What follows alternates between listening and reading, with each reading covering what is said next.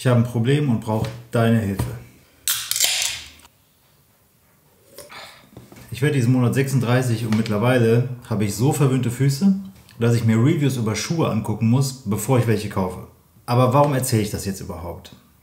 Meine Frau und ich sind dabei, mir meinen großen Kindheitstraum zu erfüllen. Also eigentlich ist unser beider Kindheitstraum, aber meiner halt ein bisschen mehr und auch schon länger. Wir haben Urlaub gebucht. Es geht zur Vorweihnachtszeit nach New York City. New York City ist mein großer Traum seit 1992. Da war ich 6 Jahre alt ungefähr. Meine Oma hat mir ein Shirt aus New York mitgebracht und da war es um mich geschehen. Alles, was mit dieser Stadt zu tun hat, jeder Film, der dort gedreht wurde, okay, obviously nicht jeder Film, der da gedreht wurde, aber viele Filme, die da einfach gedreht wurden, haben mich immer schon fasziniert. Die Stadt hat mich immer schon fasziniert und deshalb ist es einfach ein großer Traum. Ich will, dass alles so perfekt wie nur möglich ist. Wir sind zum Sightseeing da, das heißt, wir werden sehr viel rumlaufen, wir werden aber auch sehr viel in Schlangen stehen. Und da brauche ich einfach bequeme Schuhwerk. Das zweite Problem an der Geschichte ist, dass das Wetter in New York zu der Zeit einfach nicht einzuschätzen ist. Wir fliegen Anfang Dezember dahin, wenn die Weihnachtszeit begonnen hat. Und es kann zu der Zeit einfach stürmen, regnen, schneien oder aber auch die Sonne scheinen. Es ist alles drin. Und da brauche ich einfach einen Allround-Schuh, der bequem ist, der aber auch wetterfest ist. Du sagst vielleicht, ey, kauf dir doch einfach ein paar Air Max, ein Air Force One oder ein Adidas Superstar. Ja, sind alles schöne Schuhe. Ich habe einen Air Force One zu Hause. Das ist einfach für mich ein Sitzschuh. Ich kann darin nicht lange laufen. Also fällt der für so einen Tag einfach raus. Obwohl die Wetterfestigkeit einfach Bombe wäre für diesen Schuh. Der hält leicht im Regenstand, der ist bei Winter okay. Dafür habe ich ihn auch gekauft damals, einfach für Wintertage, die ein bisschen nass sind. Am liebsten trage ich aber halt einfach Nike Prestos oder irgendwas Vergleichbares, was hier oben aus Stoff ist. Okay, die sind jetzt echt schon ziemlich dreckig. Das Ding ist, Stoffsneaker sind für mich die bequemsten. Ich habe in einer Woche 3 verschiedene Paar Schuhe angehabt zur Arbeit, wo ich halt die meiste Zeit einfach laufe oder stehe und habe gemerkt, das passt nicht mehr. Entweder ist die Sohle zu hart oder der Schuh ist zu eng. Also bin ich losgegangen und habe mir den Hoka Clifton 8 gekauft. Der Hoka Clifton 8 ist ein super bequemer Schuh, der für den Alltag, wie beispielsweise die Arbeit in meinem Fall, perfekt ist, aber zum einen nicht wetterfest ist und zum anderen ist seine Größe-Stärke auch gleichzeitig ein Nachteil.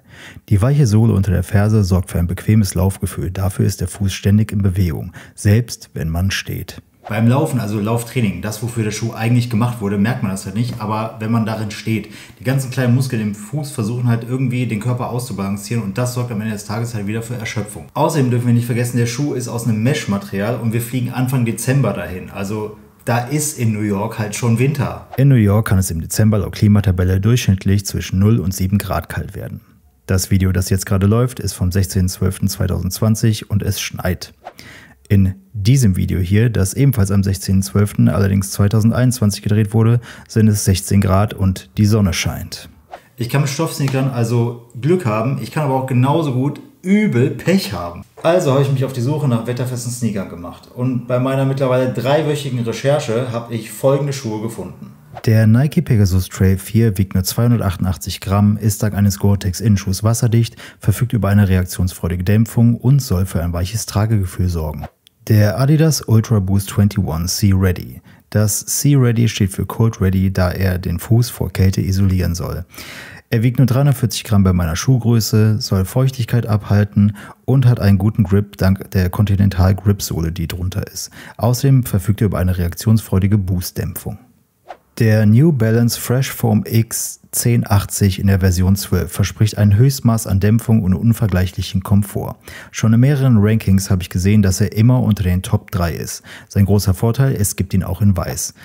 Der große Nachteil, er ist leider weder in Weiß noch in Schwarz wetterfest. Zu guter Letzt der Hoka Challenger ATR 6. Er wiegt nur 279 Gramm, hat einen Gore-Tex-Innenschuh und sein Obermaterial ist aus wasserabweisendem Meshgewebe. Außerdem hat er die typische Hoka-Dämpfung. Das größte Manko bei allen wetterfesten Varianten war halt, es sind halt Laufschuhe und keine Winterschuhe.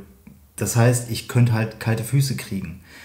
Das größere Problem ist allerdings, sie sind halt nicht weiß. Es sind alles dunkle Schuhe und eigentlich mag ich keine dunklen Schuhe. Ich liebe weiße Sneakers. Ich finde persönlich, dunkle Schuhe stehen mir nicht. Trotzdem bin ich den Weg gegangen und habe mir den New Balance Hero V6 gekauft, den es für Herren nur in Schwarz oder Senfgelb gibt. Für Damen allerdings gibt es den in weiß.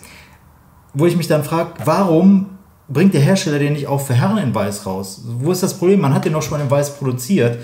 Das Problem ist, ich kann keinen Frauenschuh anziehen, weil die generell schmaler geschnitten sind als ein Herrenschuh. Das andere Problem, was ich mit diesem Schuh habe, ist, ich hatte den 3 Wochen hier, habe den bei normalem Regen angehabt und hatte nasse Füße. Das lässt mich dann wiederum generell an wasserdichten Sneakern einfach zweifeln, die aus Gore-Tex-Material sind. Alles ziemlicher Mist. Naja, jetzt weißt du auf jeden Fall um meine Schuhproblematik Bescheid. Genau jetzt kommst du nämlich ins Spiel. Hast du irgendeine Empfehlung für mich, welchen Schuh ich mir holen kann für Sightseeing, der wetterfest ist? Hast du Erfahrung mit einem der Schuhe, die ich aufgezählt habe? Wie ist deine Erfahrung bei allen möglichen Wetterlagen, bei Regen, bei Wind, bei vielleicht sogar Schnee, wer weiß? Schreib es in die Kommentare. Wir können über jeden Schuh diskutieren, philosophieren, alles Mögliche. Am Ende muss ich ja irgendeinen Schuh finden, mit dem ich in New York zurechtkomme. Wenn möglich, ohne Fußschmerzen und alle 6 Tage durchhalte. Wenn du das Video bis hierhin geguckt hast und es dir vielleicht sogar gefallen hat, dann lass gerne ein Like da. Wenn du wissen möchtest, wie die ganze Geschichte ausgeht, dann abonniere den Kanal und dann sehen wir uns beim nächsten Mal wieder, wenn ich höchstwahrscheinlich präsentiere, für welchen Schuh ich mich entschieden habe. Vielen Dank fürs Zuschauen und bis zum nächsten Mal.